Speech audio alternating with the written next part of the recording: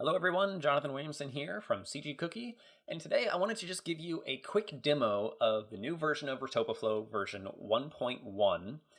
I will be releasing a full training course on RetopoFlow in the near future, but in the meantime I wanted to give a quick demonstration just to showcase some of the changes, the new features and whatnot, so you can kind of get an idea of what's happened in the meantime. So the first thing that I would like to highlight in version 1.1 is the speed. They're night and day difference. If you side by side compare version 1.1 with the previous 1.01, there is no comparison. 1.1 is dramatically faster. I don't have exact numbers, but by best estimates, most cases are over 100 times faster, and at the bare minimum, at least 10 times faster. You may remember if you've used previous versions that it was polystrips in particular that was really slow. Namely, it was slow when drawing and manipulating strips. Well, now if I just activate polystrips and scale down my brush and then go over here and let's just go right down the monster bust's neck, it's instantaneous. It's very quick. It's very smooth. And this is using the same exact machine with the same specs that I've done all my previous demonstrations on. So if you even just compare some of the videos in the past to this one, you'll notice that there is a dramatic speed boost. Same thing, even if we manipulate patches, the patches are now very quick, very smooth.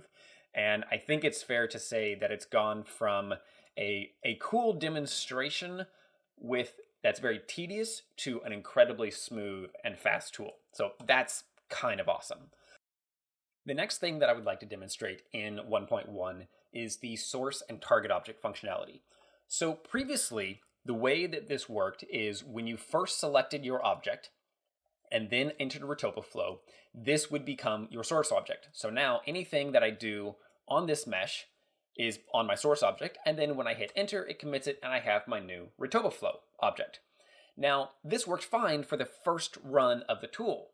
But the moment that you wanted to, say, run polystrips or contours a second time, then people tended to run into trouble because if you just entered polystrips again and then drew on another stroke and hit enter, you would then have two RetopoFlow objects as opposed to one.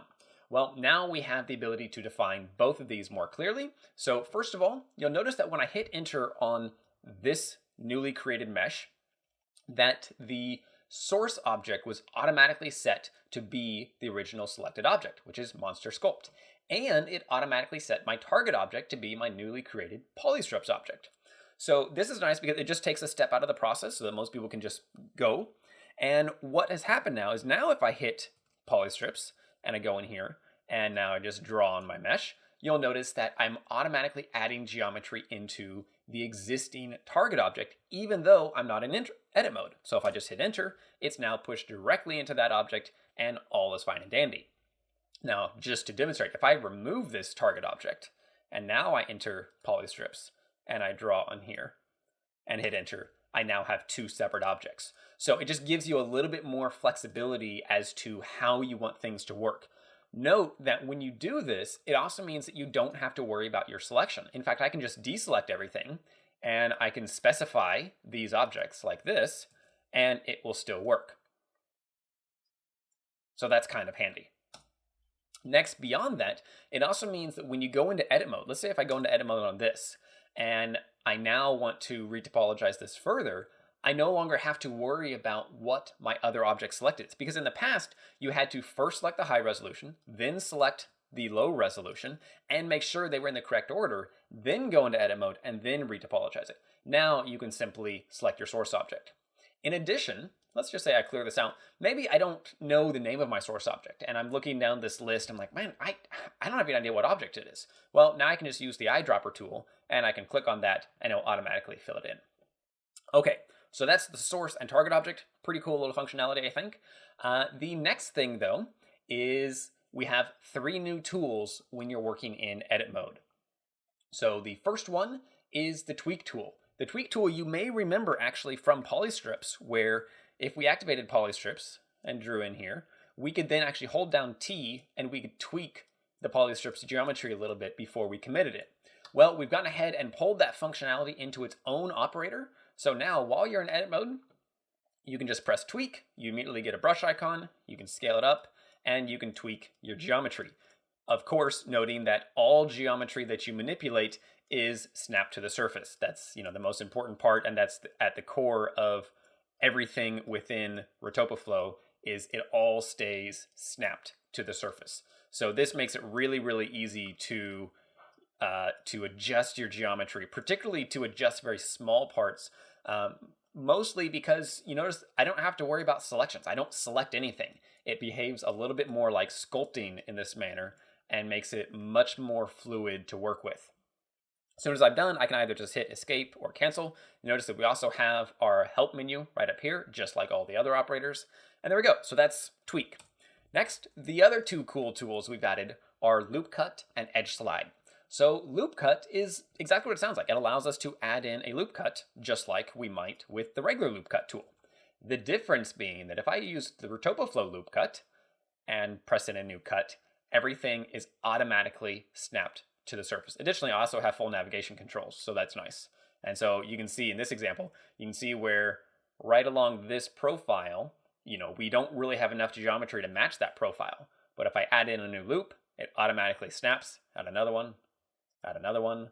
I can add one along here, along here, along here, along here. You also notice that since it's all within one modal, we don't do any sliding on the loop. That may happen later, but we are able to add in as many loop cuts as we want very, very quickly, and everything just snaps beautifully right to the surface. So that's loop cut. As soon as you're done, you just hit enter and you're done. Then next to that is edge slide. Edge slide is very, very similar. It just allows us to slide loops. It should actually be called loop slide, not edge slide. I should fix that.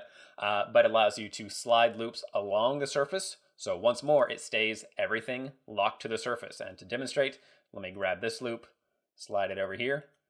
And then, let's just slide it back and watch as I click, it snaps right back to the surface.